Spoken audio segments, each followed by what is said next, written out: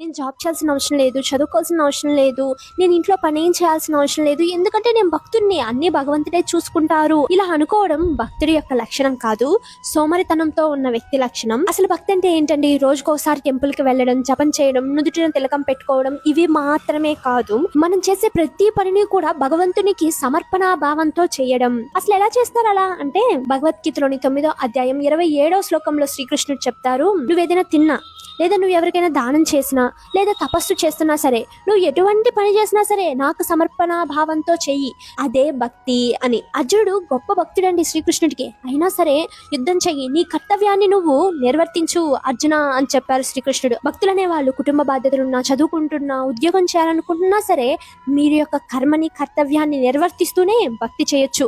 మీ జీవితంలో మీరు ఎటువంటి పని చేసినా సరే శ్రీకృష్ణునికి సమర్పించడమే భక్తి భావం. అంతేకాని సన్యాసం తీసుకుంటేనే, అన్నిటినీ వదిలేస్తేనే భక్తి అని ఎక్కడ చెప్పలేదండి. ఇప్పుడు మీకు అర్థమైందని అనుకుంటున్నాను భక్తి అంటే ఏంటి అని. ఇంకేమైనా డౌట్స్ ఉంటే కమెంట్ చేయండి. హరే కృష్ణ.